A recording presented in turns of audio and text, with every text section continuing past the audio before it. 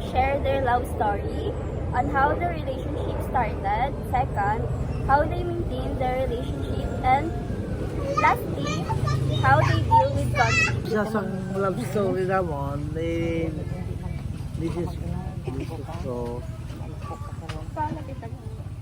So, paano nag-umpisa ang inyong relationship? nakita ko siya sa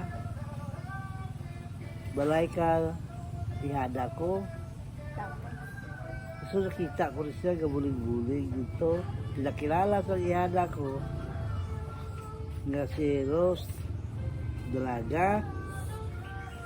Di ako, sortiro man. Pero may edad man ako.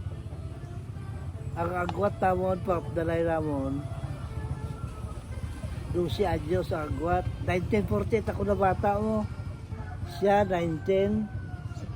So, 12 years. Ang Oo, agwat. lamintin naman ang paghigugbahalay namon. Hasta karon sa tatlo namon kabata. Dito na nag-umpisa ang love story namon. Giligawan mo siya? Okay, pangalayagan ko siya. Paano mo siya giligawan? Dalaan sa mga beer. Dalaan sa mga pagkaon. Bulak. Amo lang na Tuod mo, Meros? Bulak? Why? Nara. Di ko alam. Hindi dapat magkalikan kung paano may Oo. pagkaon. Pagkaon. Second is, Maglantaw sini, lantaw. Nantaw sili. mag-date-date, Date. dito umpisa. Dito na So, Bukay second, kabalo, paano nyo na-maintain ang inyong relationship, ang inyong relasyon? Sa kwan eh. Sa... pag-intindihan, ay lang na iyan. Sa Pag-intindihan pag-intindihan namon. Tapos, Nga nagugba ko siya. Nagugba mo may siya aras sa ang akin. understanding. Oo, Tapos, understanding. So nag-upod na kami. Nadala na nag-umpisa ka mo love story.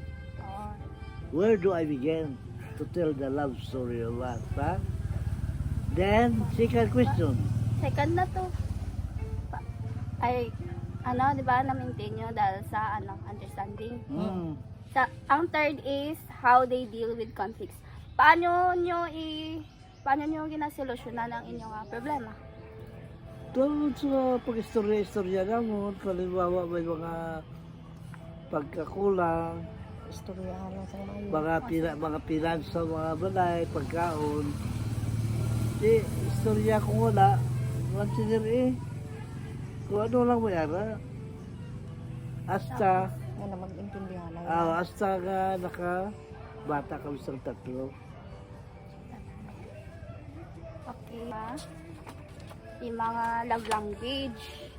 Love language naman. First nga love language is words of affirmation. Mapili ilang kamo sang lima pang palong. Words of affirmation, physical touch, proximity, time kag act of service and gifts. Ang words of affirmation kay na ano siya ng ano ba siya words ba siya ginabala may express I love you. Second, ang touch na physical touch like hugs, kiss. Amo na eh. Wait lang. Ang proximity is kung gusto mo lang dali siya sa tupad mo. Time kay mag-spend ka mo sa time. Gifts is mag-receive sa mga gifts or hatag sa gifts. Pag act of service kay lang Talat eh. dala ng hatag ay mag-ano ka ba mag-serve isilbihan mo siya na. Oo, sure.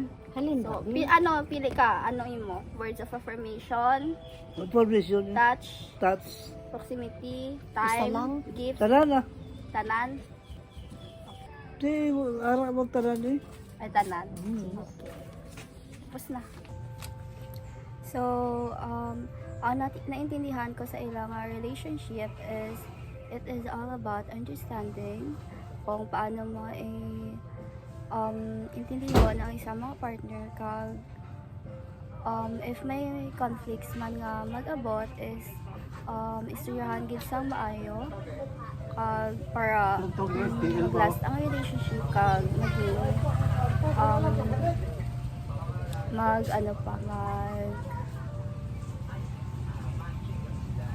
maging strong pa ang relationship.